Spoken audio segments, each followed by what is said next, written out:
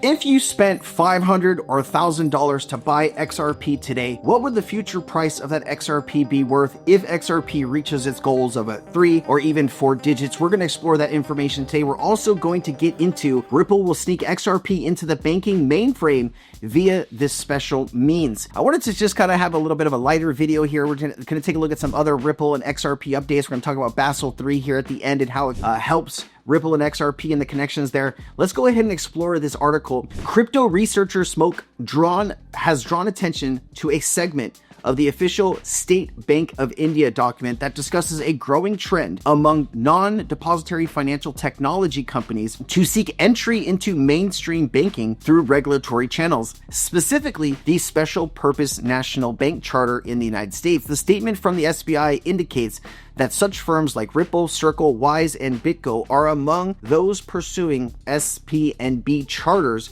potentially enabling them to bypass traditional intermediary banks and integrate directly into the core infrastructure of the financial system. Right now, Ripple is basically going to banks and working with them, and Ripple is getting this kind of connection or access through those banks to the Fed. Now, if Ripple becomes their own bank, they will have direct access to the Fed, and they might not need some of these intermediary partnerships with banks. And, that is kind of what I am understanding this to say. In the tweet quoting the material, Smoke emphasized the implications of Ripple's positioning, stating Ripple will ultimately sneak XRP into the banking mainframe through the Special Purpose National Bank Charter. He cited the SBI text, which described the situation as a mad rush by crypto-related fintech firms to obtain Special Purpose National Bank Charter. I got to get used to that acronym, which the document noted would allow them to sneak into the mainframe banking while bypassing intermediary banks.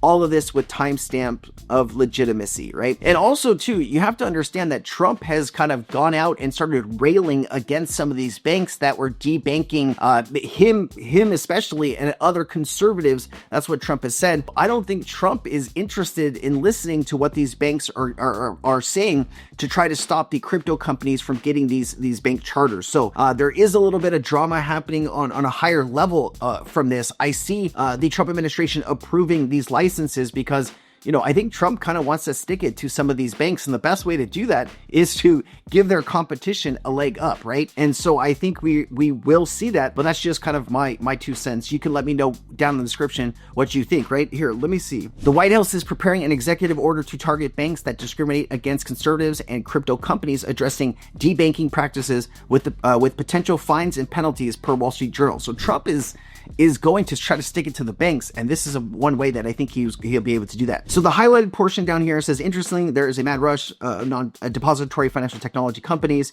trying to bypass, and basically what we read above. I don't need to reread that to you. And it says Ripple's banking integration strategy through Special Purpose National Bank. According to the slide from SBI's presentation, the Special Purpose Charter enables companies to operate as legitimate banking entities without the need to function as traditional depository institutions. For crypto-related companies like Ripple, acquiring such a charter could provide the regulatory cover needed to introduce digital assets into formal banking environments, including systems traditionally governed by federal and intermediary bank controls. By highlighting Ripple's specifically, SBI recognizes the firm's active involvement in financial infrastructure innovation. Ripple's push for a special purpose national bank status may serve as a vehicle for deeper integration of digital assets into the U.S. financial system. Although the SBI document refers to multiple companies, Smoke interpretation centers on XRP as a likely beneficiary should Ripple successfully obtain the charter. Smoke puts a lot of information out on Ripple directly, so I can understand why he's making that connection and that tie. The potential for XRP's entry into the financial core, Smoke's framing aligns with ongoing discussions within the digital asset community about how XRP could activate its use cases across traditional finance. He underscores that Ripple's ability to secure the Special Purpose National Bank Charter would result in legitimized route for XRP to be utilized within established banking systems, particularly by reducing reliance on intermediaries. A related comment from crypto commentator BD in the House, added a conditional note of optimism stating, although approval is not guaranteed, when and if it does, you are holding XRP, you will change the lives of many in your family. While this remark emphasizes the potential value shift of XRP holders anticipate, it also acknowledges the uncertainty of regulatory outcomes. I think we've already addressed this, right? My personal feelings on here. I think Ripple gets this license, and so does some of these other companies. Should there be some extra due diligence done just to make sure that these companies one doesn't kind of sneak by and get a national bank charter that they could be a bad actor? You should absolutely take a little bit of extra time to just confirm who you're going to be letting into the status, because this is the top. And we would actually have Ripple Bank here, right? Ripple National Bank. And you would have XRP directly connected, as well as RLUSD reserves directly at the Fed with a master account. I don't know of another cryptocurrency that you could say that did that, right? Circle, okay, but Circle is a stable coin, right? XRP is a bridge asset and a stable coin. So we're kind of getting the best of both worlds here. You know, this would really make some Bitcoin maximalists even more upset, which, hey man, anytime I can log on and see crying on Twitter about, people bashing XRP, I know we're making an impact somewhere, right? We're living rent free in a lot of these people's minds. And, I've kind of stopped with the whole back and forth thing here, but they're always going to keep continuing. Let's keep going. Regulatory path remains uncertain, but strategically significant. It talks about the Genius Act. I don't really need to get into that. All right. I did want to talk about a few things that could be leading to XRP's price rise over the next few months. And then we're going to get into, how much an investment of $500 or $1,000 in XRP today could be worth in the future. That's going to be a lot of fun to go over with you. But here you go. The Trump signed the Genius Act. Of course, that stablecoin legislation that's going to get enacted here over the next, maybe 6 to 12 months, depending on if they move that faster. Ripple's RLUSD is live. That's already gone over 600 million in market cap, doing multiple billions of dollars in daily volume. 90% of RLUSD volume is on Ethereum, though. We would need that to move over to the XRP ledger to really make a difference. Real utility, instant cross-border payments. I mean, banks have always been trying to,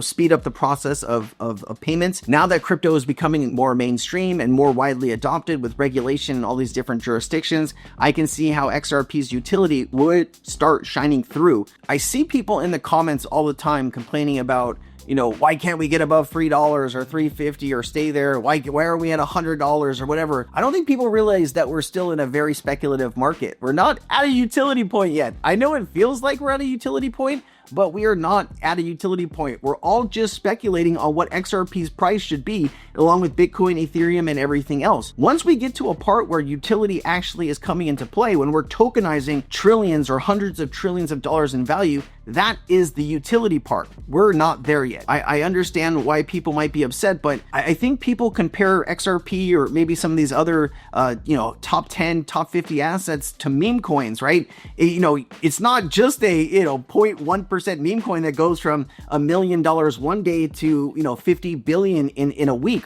That's not this. This is something that is going to take time. You're working and moving in regulated, circles with financial institutions. They don't move quickly. I think we've shown that, right? They're still using the same system they used 50 years ago. They don't move quickly. Legal clarity from the SEC. We should get an update on August 15th. Top 3 crypto by market cap. Cool. All right.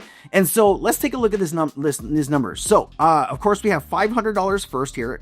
If you bought $500 worth of XRP today, what would that be worth here if XRP hit $100, $500, $1,000, $5,000, or $10,000? So here is how much XRP you would be able to buy today, 162 XRP. If XRP reached $100, that would be worth $16,286. If XRP were to reach $500 per token, that would be worth $81,000.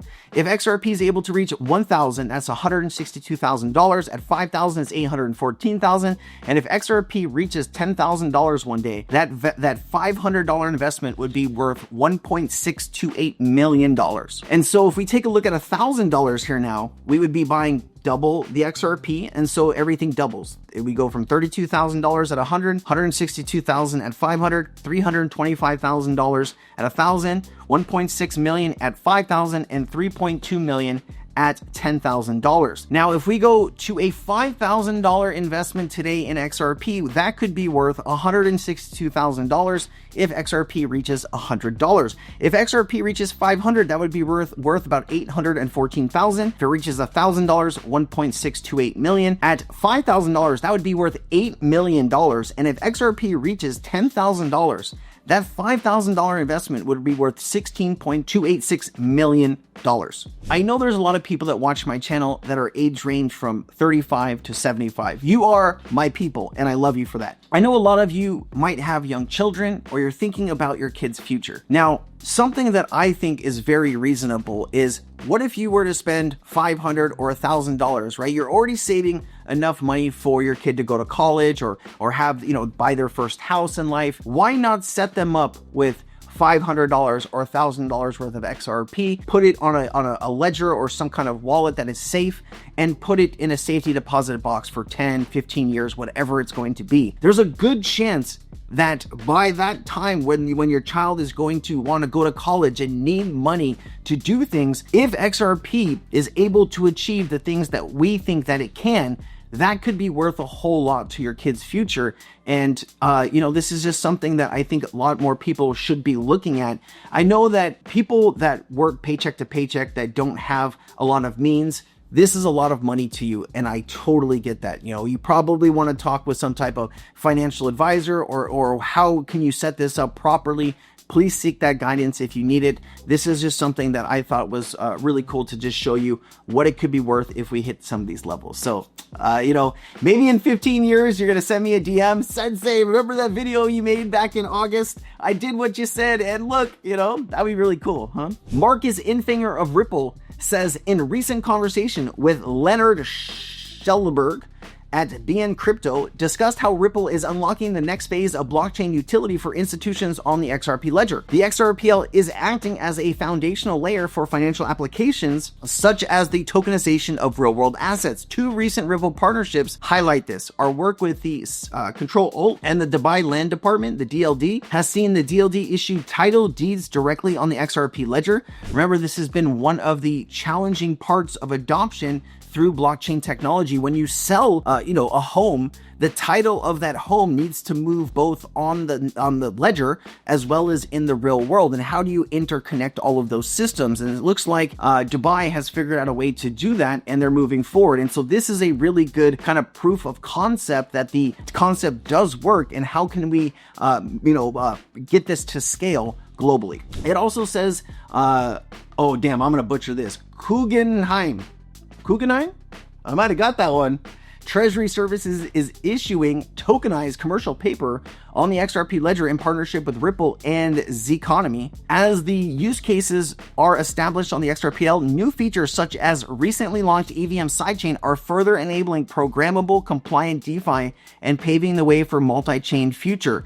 As the interaction between decentralized and regulated systems becomes the norm, the importance of public blockchains like the XRP ledger, which offer transparency, immutability, and security, is growing. So that's pretty cool to see. Of course, Smoke did post some information here about Basel III. It talks about universal bridge asset, says employing Ripple and XRP can help banks eliminate or lower these costs. It does talk here about this spread can be between fiat currencies or between fiat currency and XRP held at the bank's balance sheet. When XRP is used, the model assumes that banks hold XRP on their balance sheets and provide their own liquidity for FX transactions. Third-party market makers can also be used. And it says Basel III down here, the opportunity cost to sending institutions of holding lower yield, high quality liquid assets as designed by pending Basel III regulations against credit exposure during the in-flight period. And then also, just to give you some additional context, I'm going to include this in the description. It's going to be a breakdown of what Basel III framework actually is. I'll give you a gist and kind of what's in this if you're interested. It says Basel III is a comprehensive set of institutional banking regulations developed by Basel Committee on the Banking Supervision in response to the 2007-2009 financial crisis. Its primary aim is to strengthen regulation, supervision, and risk management within the global banking sector. Basel III includes requirements for higher quality and quantity of bank capital, liquidity, liquidity standards, and leverage limits, all meant to prevent future banking crises and promote financial system stability. There is some information in here too, I believe, about Ripple and XRP. Do I have that? It's this next one. This is where I have some information about Ripple and XRP. You know what? I will just include both of these links in the description if you want to go through this. I know this video has kind of gone on a little bit longer. Maybe I'll make a separate video on all this information so I don't keep you here too much longer. All right, guys, both of these links will be in the description. Have a great day. I hope you enjoyed the video. Bye.